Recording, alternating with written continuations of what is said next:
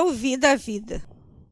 O nosso convidado de hoje é Sadi Blumberg, um amante das artes, da literatura e dos esportes. Filho de Elcio Lopes Blumberg e Maria Rodrigues. Nasceu em 23 de fevereiro de 1948. Natural de Encruzilhada do Sul, da localidade de Serra do Herval. Profissão: comerciante. Casado há 47 anos com Flora Regina Blumberg. Pai da Tatiana, do Jefferson e do Santiago.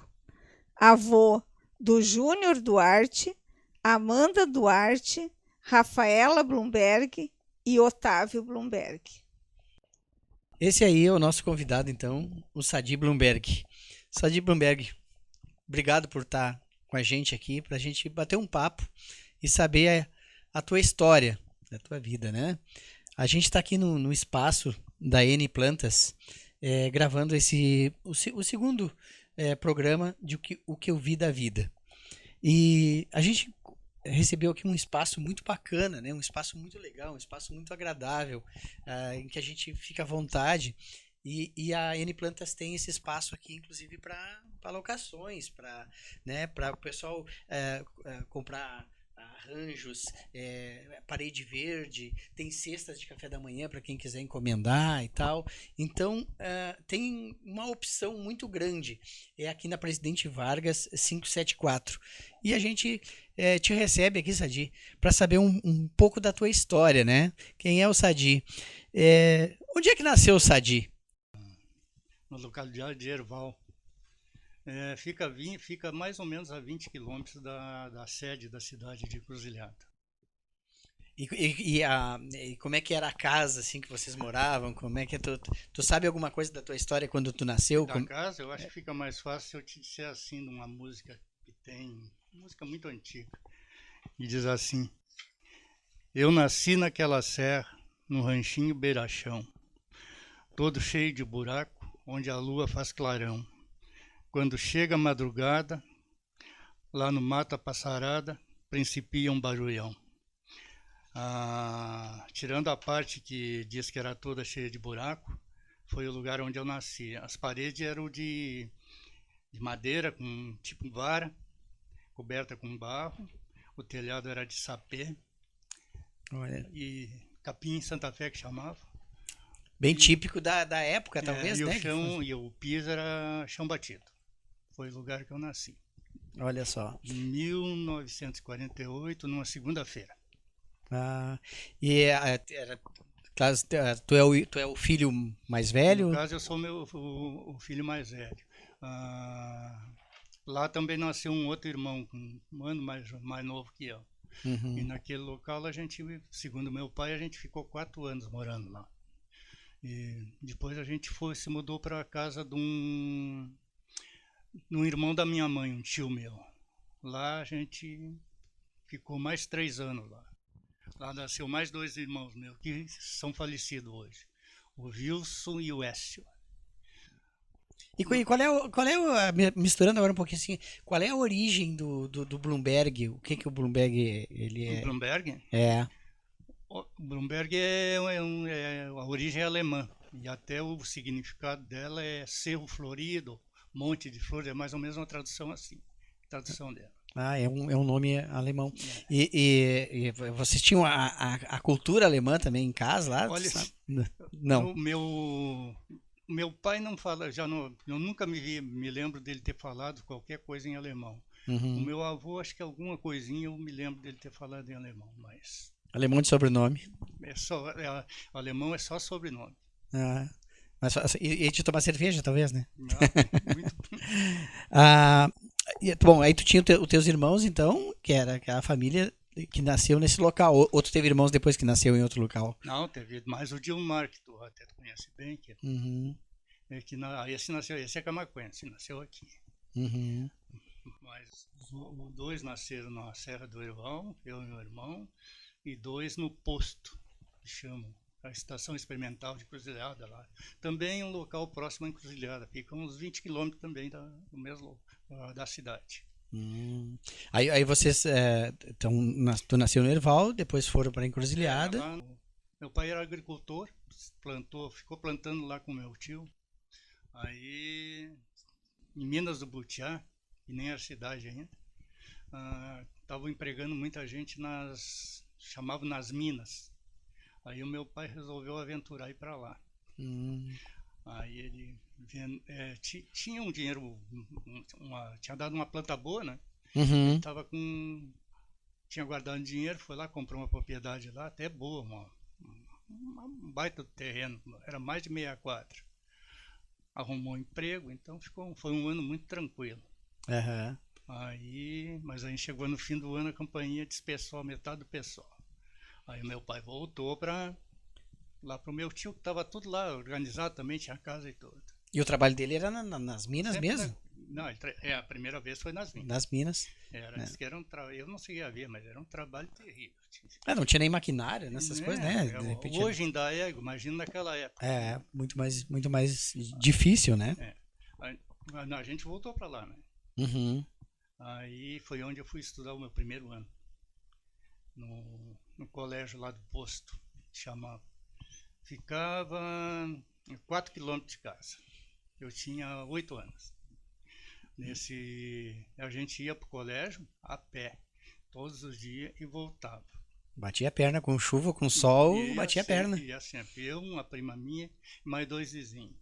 Hoje a van pega na frente da casa e larga, mas naquele tempo era bem diferente. E a gente fazia aquilo, achava muito legal, porque a gente ia, voltava, sempre alegre, contente, não tinha problema disso aí. Enclares fica fácil, né, hoje para ir para o colégio e ir de carro, né? Mas é uma história de um tempo que a criançada tinha que caminhar, né? Mas nós era privilegiado, porque a maior parte do pessoal não tinha essa distância. Tu tinha colégio perto de casa. Tinha gente que fazia a distância mais longe. Muito mais, né? Fazia. Muito mais. Não dava um jeito ou outro. Só que naquele tempo eu fui adiante porque mudei para a cidade, mas lá o pessoal estudava 3, 4 anos e encerrava. Isso quando estudava. Havia muito caso de criança não ir para o colégio, simplesmente não ir, né? Nesse ano que eu estudei, foi o primeiro ano que eu estudei lá nesse colégio, tudo ia tranquilo, mas infelizmente aconteceu, pode-se dizer, uma desgraça. Um irmão meu que tinha 3 anos contraiu croup, difteria, né? Hoje não aconteceria, porque existe vacina, eu acho que é uma doença quase erradicada. Aí aquilo foi um pavor lá. Eu sei que o meu pai e minha mãe... E na época não tinha remédio para isso, no caso? Não tinha. Depois que isso, até hoje, dificilmente depois de dar alguém escapa, né? Só que não acontece praticamente. Aí se desgostaram de lá e tudo. Acho que tinha muita lembrança lá de tudo. Sim. Aí voltaram para as minas, mas... lá não tinha sido o prédio, tudo, ele tinha deixado tudo lá, não vendeu nada. Ele voltou para lá e teve sorte. Foi para a mesma empresa, estava empregando de novo. Aí ele já entrou como carpinteiro. Ele trabalhava fazendo parte de madeira nos poços, que chamavam. Já mudou de... E aonde será que ele aprendeu a carpintaria? Onde será que foi? Isso aí, a carpintaria aprendia na marra, porque fazia a própria casa naquele tempo. Sim, né? sim. Ia aprendendo, né? E foi onde ele foi. E ele tinha muito jeito para madeira, tanto é que virou meu marceneiro profissional, né? E uma outra coisa assim, e o teu pai, tu tem uma lembrança dele, do jeito dele ser? Tu disse que ele era alemão, assim. E o jeito dele ser, como é que ele... Olha, tu pode... Tem uma foto dele que eu acho que ele pegou, né? Ele é um cara mais alto um pouco que eu, mas muito, dá para dizer que o tipo físico assim é muito parecido. É? Mas ele não aparentava nada de alemão, né? Eu nem falava nada alemão. Mas era mais sério, um cara ou mais brincalhão? Não, aquele homem que... Bom, na época também os homens eram o homem mais... do tipo de fio de bigode. Deus o livre fizesse essas coisas erradas. Né? Né? Mas sempre dava um apoio danado para mim, para qualquer um dos meus. Claro, claro. E ficou de ensinamento para vocês também, né? Sim, a gente tem isso aí herdado dele, né? Ficou para todos os irmãos, nós somos assim. Ah, que legal. A gente, o que como é que se diz? Modéstia à parte, o que se trata, se cumpre. Hoje em dia não pode mais a varinha, mas naquela época, de certo... Não, mas eu me lembro... Uma gurizada ali, a varinha pegava. Me lembro de uma surra de vara que eu levei, e o pior é que foi a mais forte e completamente injusta. Isso eu sempre brincava e contava para ele. Ele dizia... Eu contava direitinho a história. Foi um caso com meu irmão que fez que não era para fazer. É sempre assim, né? E eu que paguei o pato. E sempre eu cobrei isso dele. Cobrei na brincadeira, né? Porque não tinha nada demais. Né? Sabe? Aconteceu. Mas onde nós estávamos falando que ele tinha ido para lá, ele estava trabalhando nessa empresa, tá? De carpinteiro, estava tudo tranquilo. Aí chegou o fim de ano, velho problema. As contas vieram para um monte de gente e sobrou para ele também. Aí, o que ele fez? Aí nós tinha parente em Camaquã, tinha minha tia Alzira, e ele veio aqui, conversou com ela, e ela se prontificou a arrumar um lugar para ele ficar, até construir comprar um terreno e construir uma casa para ele. E ele tinha uns trocos guardados e vendeu o que nós tínhamos lá pela metade do preço, mas assim mesmo. Sim. Aí ele veio pra cá e foi, acho que um mês por aí, nós moramos com essa minha tia. E tu já era um guri grande? Não, eu tinha 10 anos. 10 anos. 10 anos. Aí já tem lembranças daqui. Não, lembro. Viemos pra cá. Aí foi onde eu fui estudar no 7 aí, no colégio. Bem no centro ali, né? Arrumei uma vaca, estudei ali. Meu pai comprou um terreno na Baixada, ali abaixo da caixa d'água que chama. Na nossa frente ficava a Cia Juliana, a benzedeira. Que tem o bairro tem hoje o nome dela ali. Tem o nome dela. E tu lembra de ter sido bento Me lembro. recebido uma benzedura da Cia Juliana? Meu pai acreditava demais em benzedura. Então qualquer coisa levava a gente para benzer lá. Sim. Eu me lembro que benzia com galho de arroz, nem sei se era arruda, com galho lá. Tinha o tal de costurar, o sapo também. Costurava dor nas costas. Olha só. Sapinho. Era uma como é que eu vou dizer assim? Era uma medicina, sei lá, mais espiritual que se usava na época, né? Mas ela funcionava porque provavelmente... O sapinho aquele, ele segurava automático. A dor nas costas melhorava. Sabe como é que é, né? Mas uns acreditam, outros não. Eu não. Cada um na sua. Tá, mas assim, a Juliana é o bairro ali agora, né? É um bairro, mas a Juliana eu conheci ela muito bem. Era como é que se diz, que chamava Negra Velha, mas muito respeitada, muito conceituada na volta ali. Todo mundo queria bem ela. Sim. Então o bairro hoje que tem em Camaquã, que se chama assim, a Juliana, tem a ver da benzedeira. Por causa dela. Ela era muito conhecida. Ela é mãe do... Sabe o Naná? Sim. Naná Padilha? Músico. O músico. Ela é mãe dele. Essas pessoas naquela época se tornavam importantes, assim, né? Na sociedade, a benzedeira, né? Às vezes até aquele farmacêutico que não era farmacêutico, que era o cara que dava remédio, essas pessoas se tornavam importantes, né? Tem vários casos em Camaquã. Tinha o seu Jorge também, que lembra do Jorge Sim, farmacêutico também. Que receitava remédio para as pessoas, né? Receitava. E as pessoas tinham fé acreditavam muitas vezes mais neles do que nos médicos. Bom, daí vocês vieram para Camaquã, então. E aí, como é que começou essa vida aqui em Camaquã? Como é que foi a minha? Na verdade, tu era guri que tu foi estudar no 7, né? Aí eu fui no 3º ano ali no 7. E me lembro que a minha professora é a Gleici Souza. Ela é minha amiga no Face hoje, provavelmente nem sabe que fui aluno dela. Aí no quarto ano foi a Salomé Castro. Também é minha amiga no Face. Não sei se ela sabe que eu fui aluno dela. Provavelmente não. No quinto ano eu não me lembro. Aí chegou, me formei no... Aí ela teve o quinto ano, né? Aí o próximo passo era o ginásio. Aí veio o problema, porque em Camaquã só tinha o Colégio das Irmãs e era pago. E era bem carinho. Então estava difícil para mim poder estudar. Mas aí eu tinha essa própria tia que eu falei antes, ela era viúva, e aí casou com um senhor que era envolvido em política, sabe como é que é? Sim. Acho que era naquele tempo prefeito, era o Ivan nada, o pai do doutor Ivan. Como é que era o nome dele? Sei que era Dias. Aí, através dele, eu me consegui uma bolsa de estudo. Aí fiz o exame de admissão, tinha que fazer era um vestibular para entrar também. Tinha que saber alguma coisa também para entrar? Né? Não, tinha que ter, porque tinha muita gente para entrar, então era selecionado para entrar. Às vezes o cara não passava na admissão, não entrava. Sim. Mas aí eu fiz e passei. Aí tu foi para as irmãs.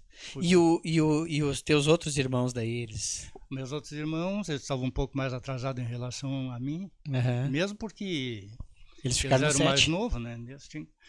De quando chegou a vez do ginásio para eles, já tinha o Colégio São José ali, que já tinha ginásio. Aí chegou a vez deles, eles não tiveram problema para ir para lá. E o senhor lembra quem eram seus colegas lá no Colégio das Irmãs? E lembro bastante.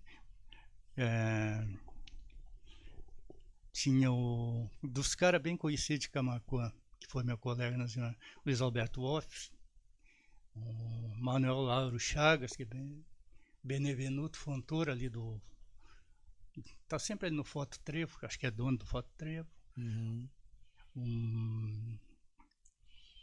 Cleomar Campos.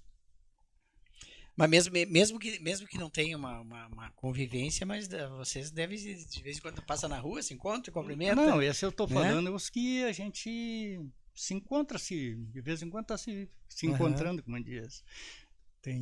Mas tem uns quantos outros aí que eu não recordo aqui o nome deles.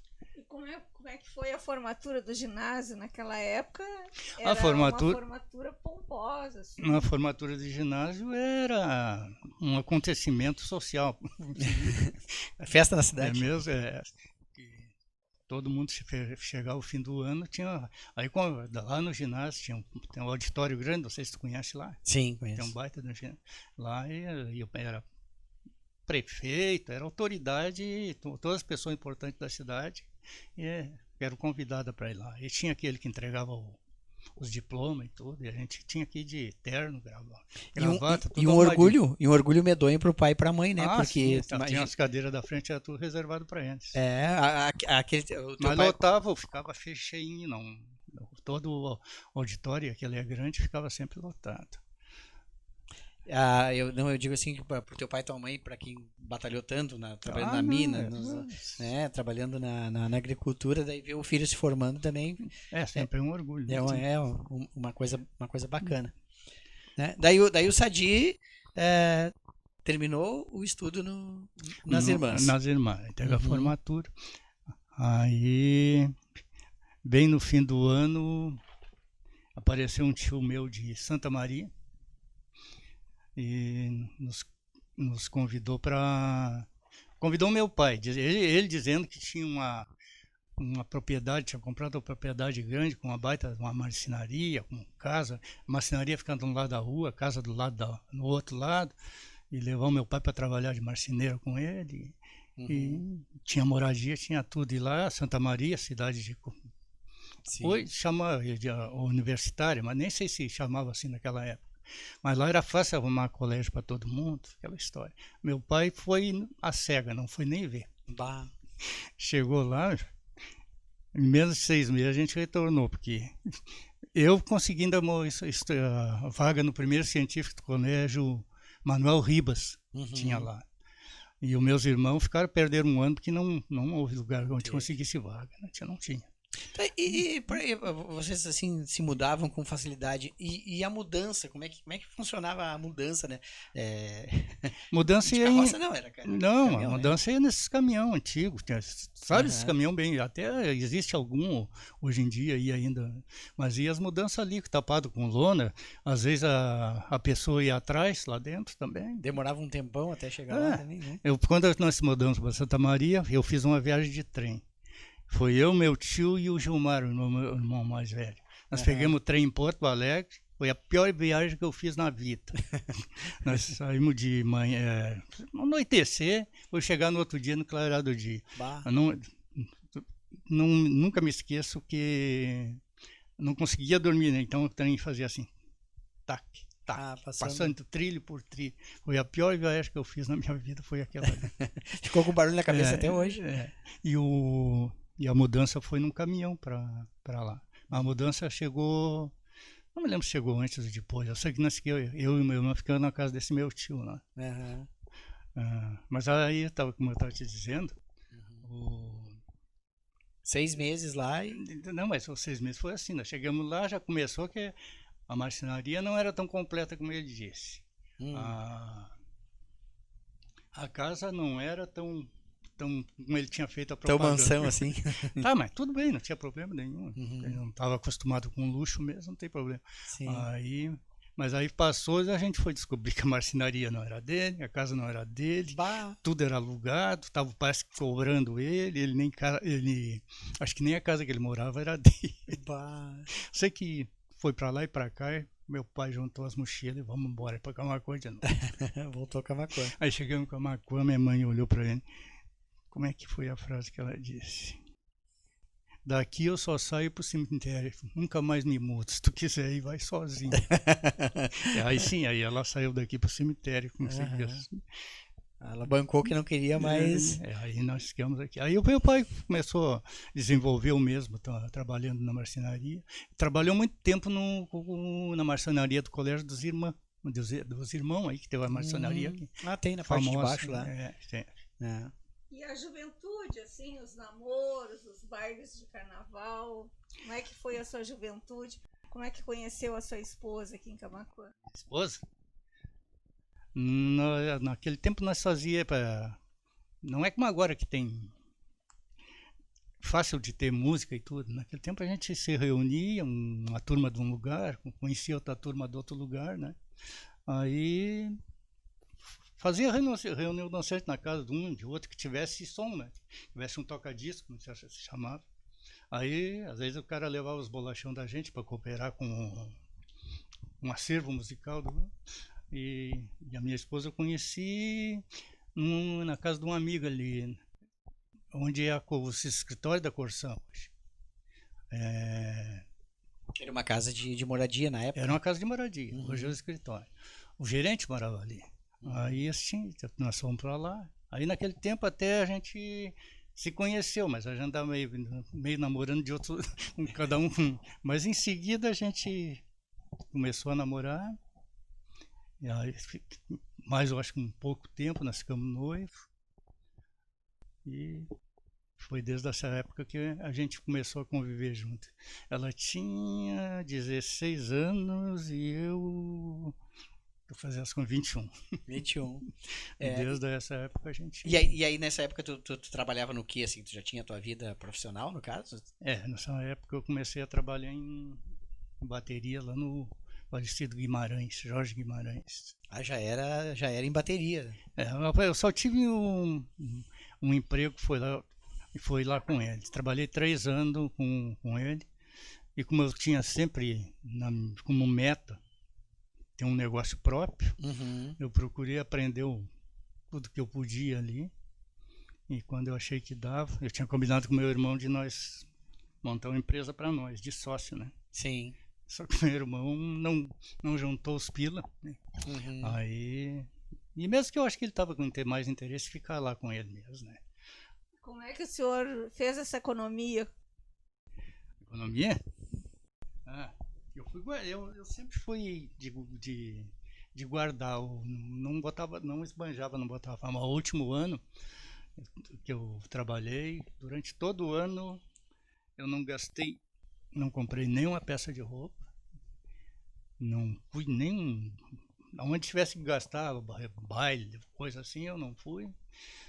Eu fumava naquela época, passei a fumar 3 cigarros por dia. Do cigarro eu me livrei faz muitos anos. Sim. Aí eu consegui. Já economizou bastante, com muitos anos que não fuma, já economizou bastante também. Né? Mas aí eu consegui, aos poucos fui comprando o material que eu precisava, carregador e forma. Né? Eu vi que meu irmão não tinha, não guardou a parte dele, eu resolvi encarar sozinho. Uhum. Mas eu não tinha intenção de trabalhar em Camaquã, porque mesmo para não fazer concorrência com o meu patrão.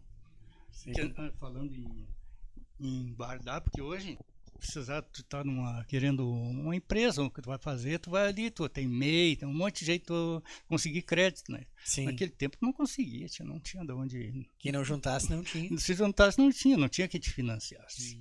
Não é, hoje é fácil, bem mais fácil. Uhum. Mas tudo bem, né?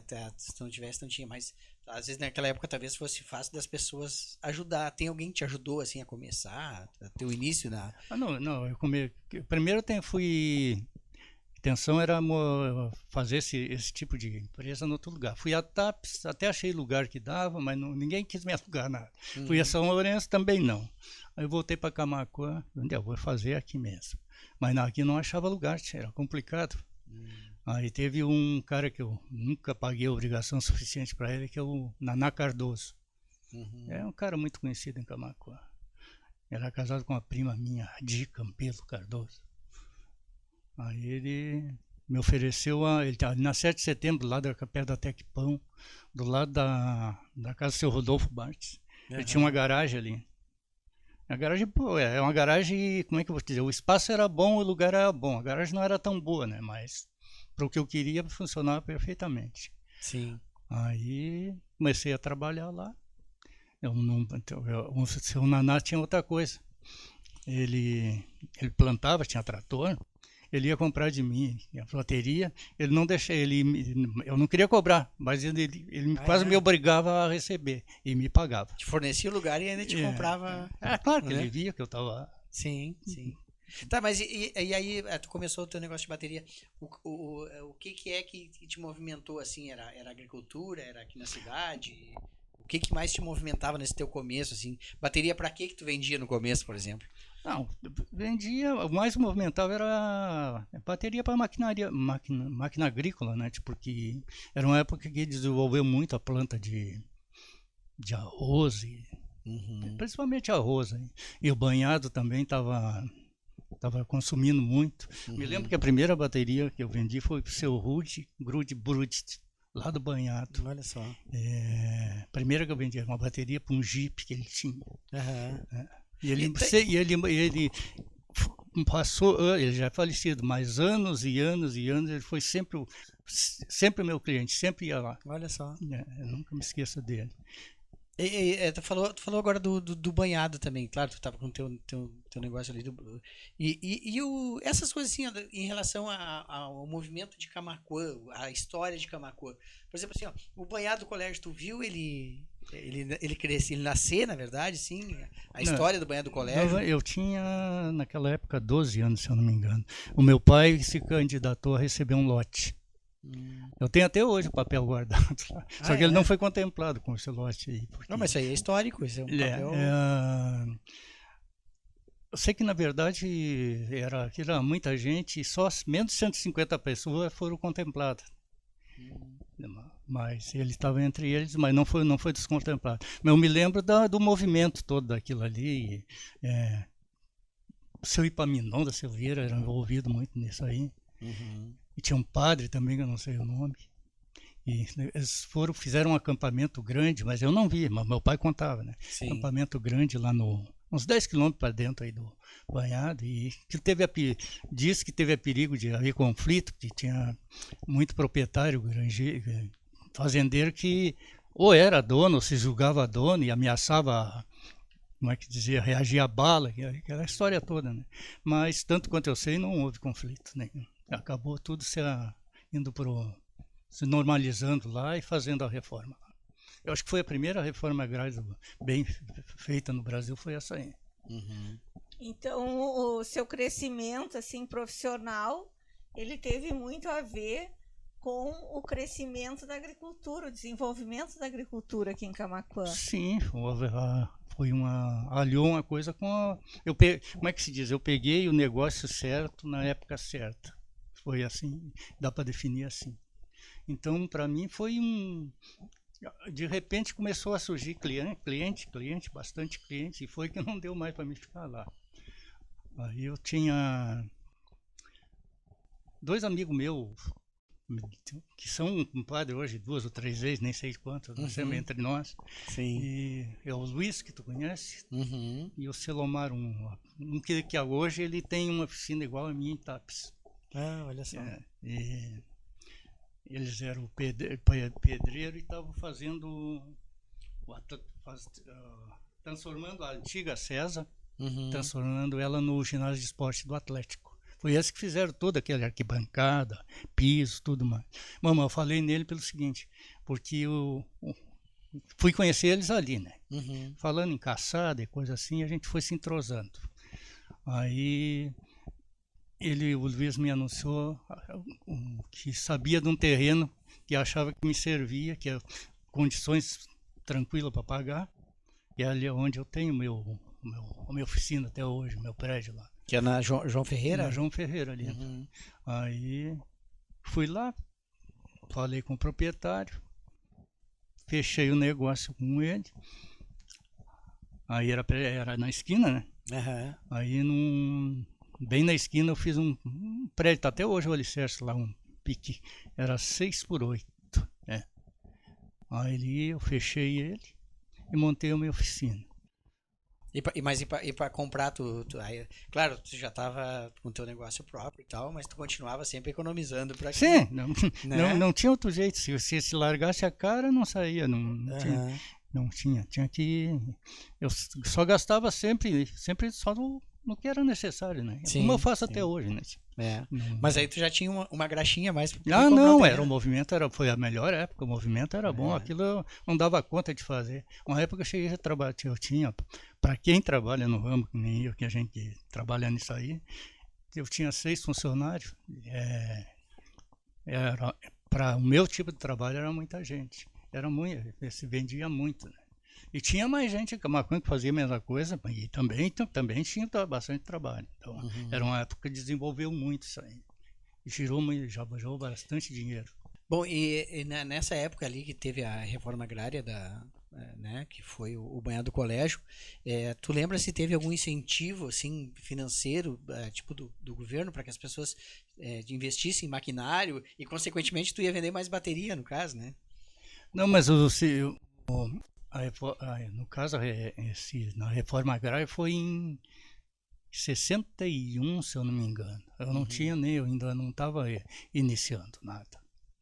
Sim. Foi bem antes. Na época que eu já tinha o meu negócio próprio, que estava desenvolvendo, já foi bem, depois foi na época do que chamava de milagre econômico. No tempo do governo militar mesmo. Para mim, para uns diz que foi ruim, para outros para mim foi a melhor época de trabalho. Durante a sua juventude, o senhor acompanhou todo o crescimento da cidade, várias histórias da cidade e muitas personalidades. Sim. Como, por exemplo, o Padre Walter, o Dom Jacó. O senhor teria alguma história para nos contar? Olha, que história tem umas quantas, né? Eu vou falar primeiro do Padre Walter, que veio antes. O Padre Walter era o físico dele era um estilo baixinho, gordinho, estilo bonachão. Ele parava lá no Colégio das Irmãs, acho. Eu não tenho absoluta certeza. Eu sei que muita aula deu para nós lá no Colégio das Irmãs. Mas depois, quando eu já estava na 3ª série, eu sei que ele andava doente. E aí um dia nós estávamos em aula, aí uma irmã abriu a porta, chegou na frente do quadro negro, se ajoelhou e começou a rezar. Aí a gente ficou devendo o que era, mas em seguida se deu conta que era ele que tinha, o padre tinha falecido, o padre, foi a morte dele. Isso foi em 63, se eu não me engano. Isso foi meio uma comoção para a cidade, porque o pessoal, né, Ah, gostava, não, era né? muito. Tinha ele como autoridade. Ele era muito conceituado dentro da cidade, era muito conhecido. E teve, não sei quantos dias de, não lembro, de luto, colégio. E esse bonachão dele, assim, ele era um cara alegre, no caso que o senhor diz? Ele. Tu não via ele com cara feia nunca, isso que eu quero dizer, né? Por isso que o pessoal gostava dele, né? Possivelmente. Também ele desde 1930 ele era pároco em Camaquã, imagina o tempo que depois fez isso. O Padre Jacó era outro estilo de pessoa, que era uma personalidade forte, como se diz. Ele também foi meu professor no tempo do... Eu estava no... Eu acho que no científico, eu estava aqui no primeiro ano científico, eu estudei aqui no SET também. Ele era cara desse tipo aí. Um dia nós tínhamos uma escola de samba, e como era... foi numa quarta-feira, no outro dia seria a quarta-feira de cinza. Aí nós fomos em Guaíba, numa excursão lá, para se apresentar num clube em Guaíba, nem lembro onde lá. E a gente voltou, chegou de manhã. Aí estava ele caminhando em volta da Praça 15 ali, com as mãos nas costas, o estilo dele. Aí olhou bem para nós, todo mundo descendo, com fantasia, com tudo. Vocês vão achar o que vocês estão pedindo. Bravo, porque era quarta-feira de cinza. Sim. Era uma época que era regrada essas coisas, não podia, né? Como eu dizer, eu respeitava muito mais, porque obrigar ninguém obrigava, né? Não tinha como, mas respeitava bem mais. Hoje ninguém mais dá bola para isso. Sim. Mas agora nesse meio tempo aí tu falou de escola de samba. Tá, mas deixa eu terminar só do Padre Jacó ainda. Só para também dizer que foi ele que oficiou meu casamento. Olha só.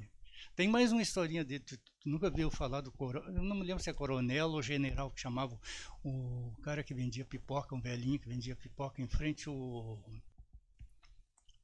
Cine Guarani. Era o general, assim que chamava ele. Até ele gritava em francês a venda dele. Ele era francês, mas o divertido dele foi que tinha uma festa de São João em frente à igreja. Aí ele foi para lá vender pipoca. Mas naquele tempo aquelas bombinhas, sabe? Aquilo em qualquer boteco tinha de monte. A gurizada pegava e tirava uma atrás da outra. E coitado, fizeram uma injustiça pro coitado do general. Atiraram uma bomba dentro do carrinho de pipoca que era de vidro dele. Arrebentou tudo, voou caco para tudo que era lado. Aí outros já tiraram, mas aquilo virou. Aí eu me lembro do Padre Jacó, ele foi lá, o Padre Jacó saiu e pegou o carrinho de mão, saiu com o general, levou o carrinho para longe da confusão. E esse general era uma pessoa assim meia folclórica? É uma pessoa bem folclórica, mas era super conhecido em Camaquã, no tempo do Cine Guarani. Ele estava sempre vendendo a pipoca dele lá. Mas nunca teve problema nenhum. Aquele dia que fizeram uma sacanagem para ele. Coisa que eu não aprovei nem um pouquinho. Né? E eu era dos moleques da volta. Mas não participei disso e fui totalmente contra. E o padre estava em todas, estava um defensor ali do... Mas o Padre Jacó se irritou, acho que pegou o carrinho, saiu o carro, levou lá, não sei para onde o carrinho. Longe. Ele mesmo levou. Mas aí tu me falou num determinado momento ali que tinha uma escola de samba. Né? Até o teu gosto também pelo samba, pela música, pelo carnaval, daí um pouco, como é que funcionava isso? O carnaval era antes da nossa turma lá de cima, que nós chamávamos da turma da Praça 15. Tu conhece a maior parte deles, o Zizo, o Joacir, o Nenê. Eu sou o fundador lá, o Nelon Bueira, o Milton Trindade. Olha. Então, aquela turma, o Nenê, o irmão dele, o Walter, aquela turma toda se criou. Nós criamos desde criança junto, ali naquela. Desde criança não, mas desde os meus 10 anos, que foi quando eu vim, 9 anos que eu vim para Camaquã. Nós criamos tudo junto. Aí todo mundo gostava de carnaval e tudo, então chegava na época dos clubes, e o carnaval nos clubes, a gente se juntava, a turma ia toda para pro carnaval. As músicas eram as marchinhas aquelas, fazia volta no salão, ali, aquele esquema todo. De mãozinha dada. Nada a ver com o carnaval de hoje. E em Camaquã tinha uma escola de samba muito famosa que era a do Honorato.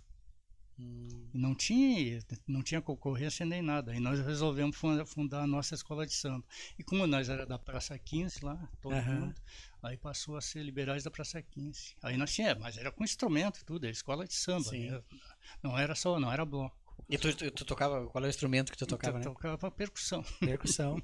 E a maioria, talvez, dos teus amigos, cada um sabia tocar alguma coisa, ou tinha o gosto por tocar alguma coisa, sabia, né? sim, com certeza. E os carnavais aqui na cidade de Camaquã? Quais eram os clubes que tinham aqui na época? Como é que funcionava? Tinha o baile de enterro dos ossos? Onde é que era?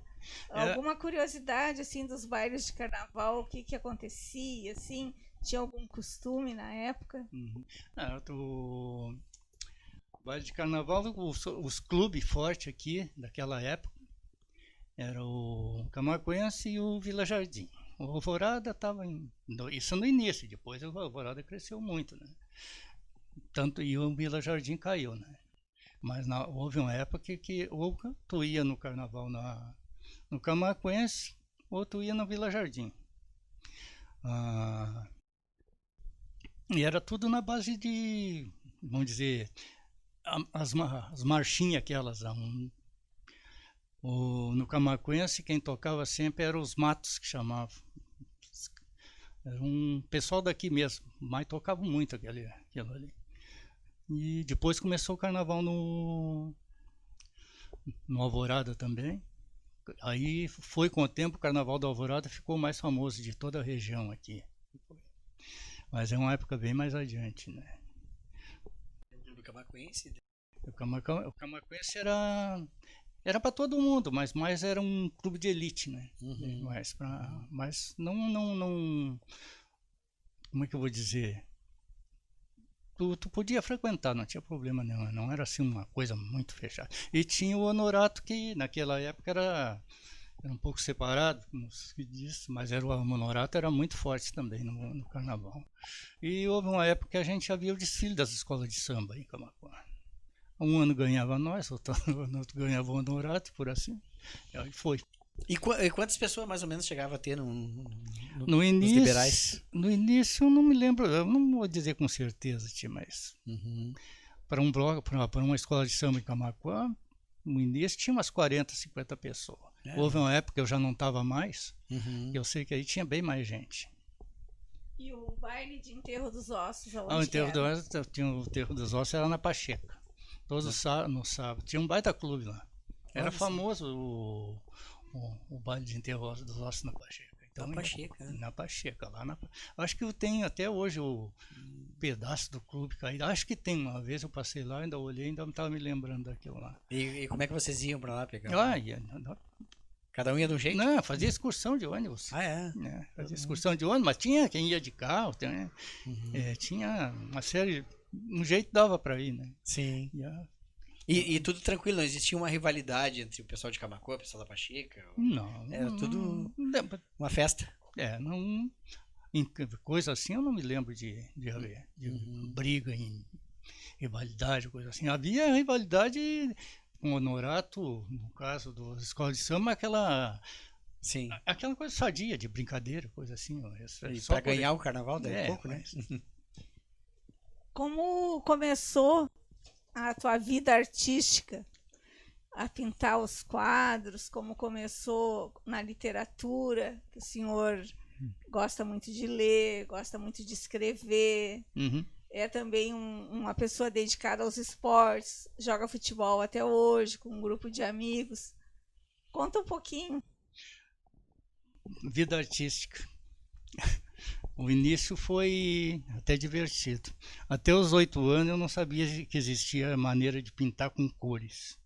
Aí naquele tempo eu estudava lá em Encruzilhada ainda, no posto. Aí eu vi um colega meu, ali assim, ele pintando os cadernos de matemática que nós chamávamos naquela época, quadriculado. Eu olhei o cara pintando com cada quadrinho de uma cor, eu me admirei muito com aquilo, não conhecia. Para ver a cor, 8 anos eu não conhecia lápis de cor. Hoje em dia. ah, Aí eu cheguei em casa, contei para o meu pai, para minha mãe, entusiasmado com aquilo, achava muito lindo. E estava o meu avô paterno lá. E o meu avô ia para, naquele dia, tinha que ir na cidade, como chamava, ir do interior para Encruzilhada, né? Aí ele saiu de manhã, 20 quilômetros, mas levava o dia inteiro, porque de carroça, tinha que tipo lá adiante, lá tinham que tirar os cavalos, deixar, sei lá. Eu sei que voltou de tardezinha da cidade, como nós dizíamos, me trouxe uma caixinha de 6 lápis de cor, pequena, com 6 lápis de cor. Eu não me lembro de ter ficado tão faceiro com um presente como foi aquele. Foi muito. Aí eu tinha minha cartilha que tinha um nariz, e aí eu pintei aquele nariz com todas as cores do lápis.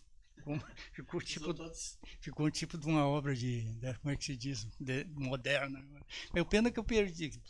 Com o tempo se foi, mas foi a primeira vez que eu tive contato. Depois no colégio, sempre que aparecia oportunidade, eu gostava de trabalho que tivesse que fazer ilustração, tudo. Aí eu estava comigo. Aí tinha a irmã Josele, no tempo de ginásio, que ela viu que eu gostava mesmo. Aí ela me deu um monte de dica ali, que ela me ensinou muito sobre luz e sombra, perspectiva, colocação de cor, de luz também. Aí eu peguei muito com ela e ela sempre me incentivou. Melhorou o teu talento, né? Porque isso é uma coisa que é um talento, né? Eu gostava de fazer, né? Aí tu já... Podia falar um pouco sobre estes quadros. O quadro eu comecei a pintar quadro mesmo. Antes eu usava muito aquarela e lápis de cor. Aí um dia o irmão do Zizo, Negrinho, que também, se hoje ele estivesse vivo, ele seria um artista melhor que eu. Ele gostava muito, aí ele me convidou ele já trabalhava na CE e uma mulher ia dar um curso lá na CE. Para os funcionários, podia convidar alguém para ir. Eu sei que me convidaram para ir. Aí foi onde eu conheci tela e óleo, esse tipo de pintura aqui. Eu não conhecia. Aí, mas ela deu, acho que umas 4 ou 5 aulas, pouca coisa, e não sei o que houve lá, nunca mais voltou. Mas aí foi o suficiente. Depois disso aí, eu já conheci, aí eu comecei eu mesmo desenvolver. E foi dando certo, mas eu nunca tive a arte como objetivo de comercial, como se diz, de ganhar dinheiro.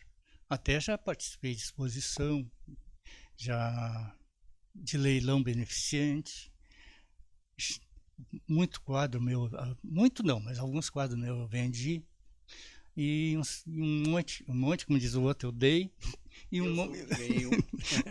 mereceu. Obrigado.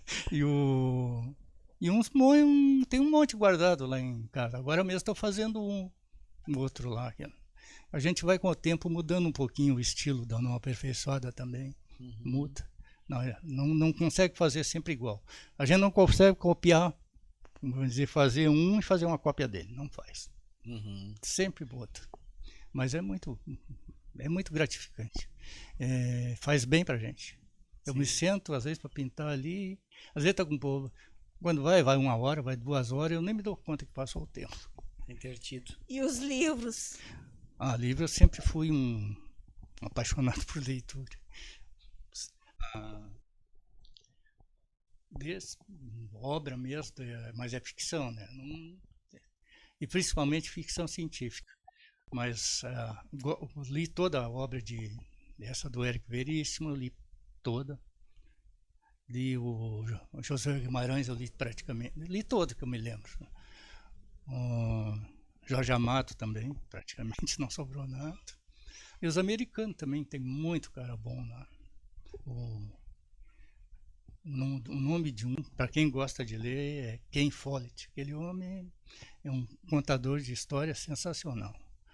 E ficção científica tem o principal é o Isaac Asimov. Aquele também li praticamente tudo que ele escreveu sobre ele. Ele já morreu faz muito tempo, né? Tem o Arthur Carlos Clarke, aquele também escreveu muita ficção científica e muito boa. Aquele que tinha um programa, agora me fugiu o nome, também era outro cara bem conhecido. E fora, eu estou sempre lendo. Eu tenho sempre 2 livros para ler, um na cabeceira da cama.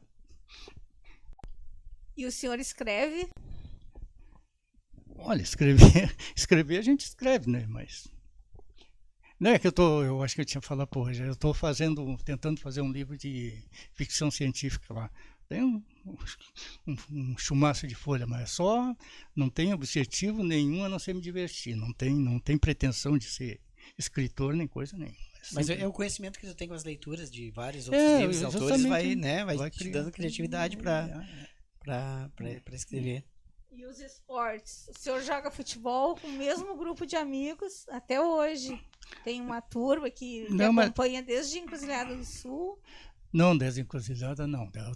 Eu fui começar a jogar, porque até os 8 anos eu não conhecia nem lápis de cor, muito menos jogar bola, né? Então comecei, mesmo a minha vida esportiva, foi em Camaquã aqui no Vida Esportiva. Eu gostava de jogar, né? Os primeiros parceiros foi o nosso conhecido, muito conhecido, o Joacir, tá até hoje, né? O Zizo, o Nenê, isso aí até hoje estão nativos. Mas dentro do futebol foi onde eu fiz mais amizade, um bocado de amigo, né? O último grupo que eu me juntei, como se diz, foi o grupo desse nosso aí da confraria. Aqui nesse grupo aí, um monte de gente que eu não conhecia passaram a ser meu amigo.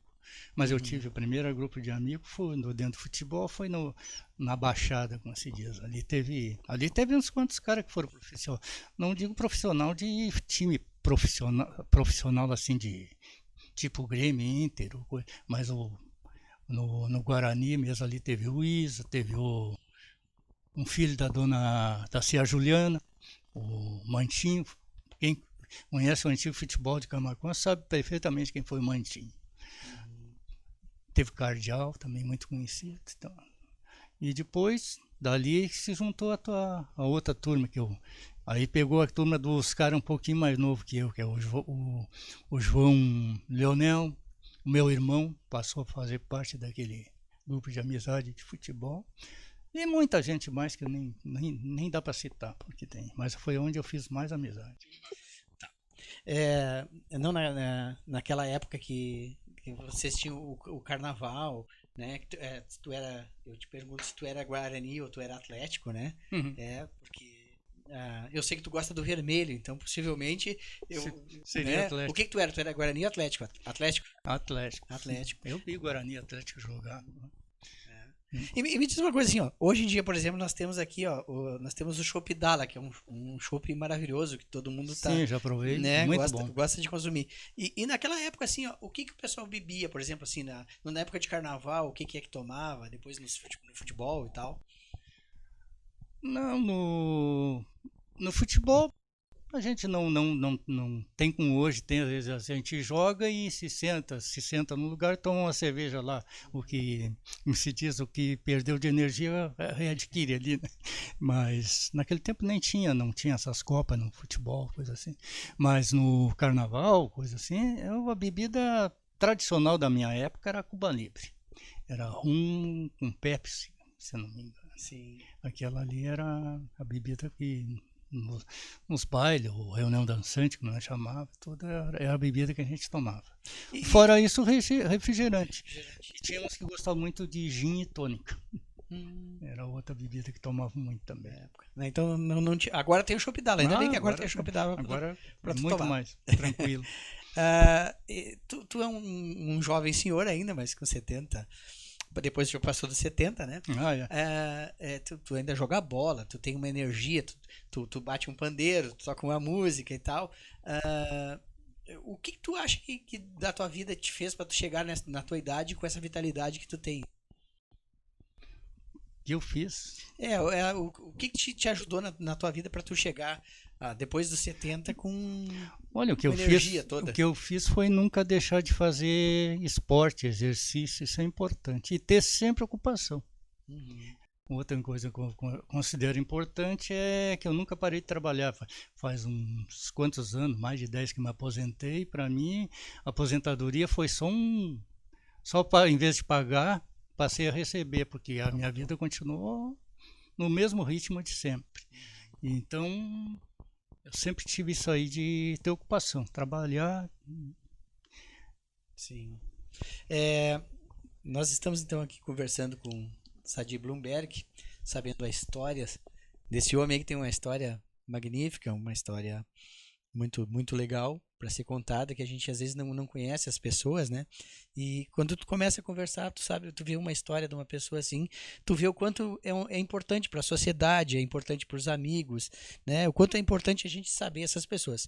E esse programa aqui tem a intenção disso, de mostrar as pessoas, né? As pessoas da maneira que elas vivem, da maneira que elas viveram e tal. Então a nossa ideia é essa, né? O que eu vi da vida.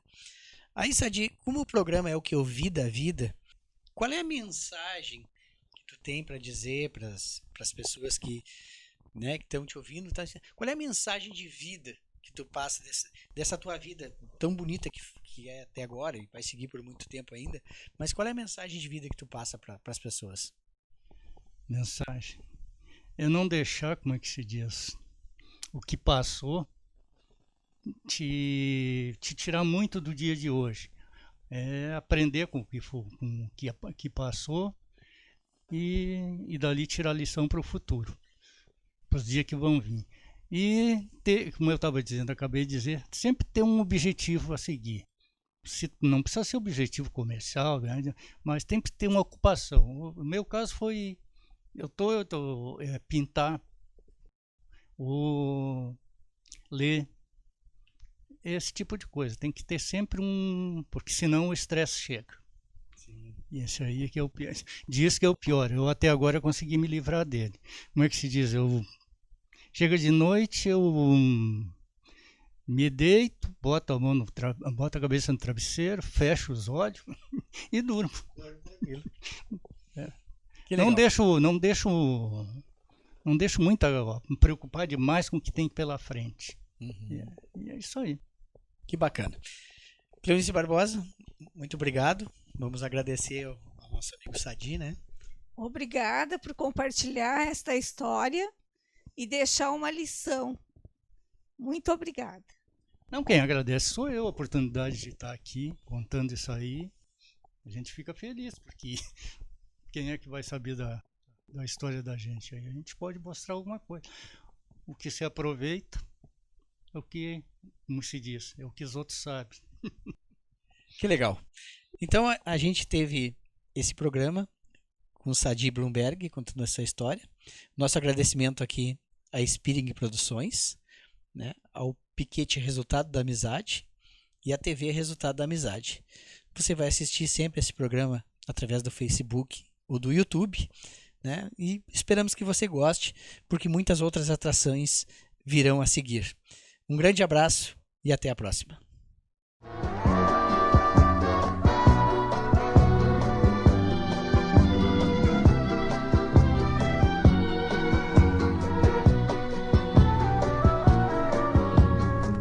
Eu daria tudo que eu tivesse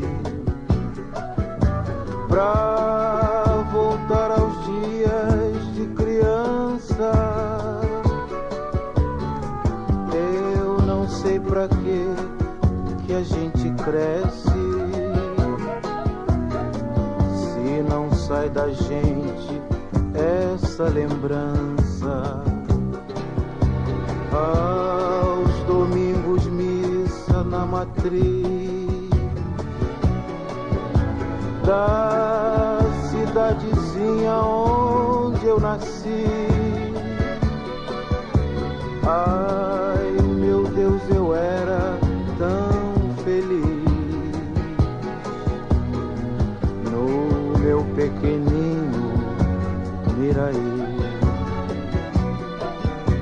Que saudade da professorinha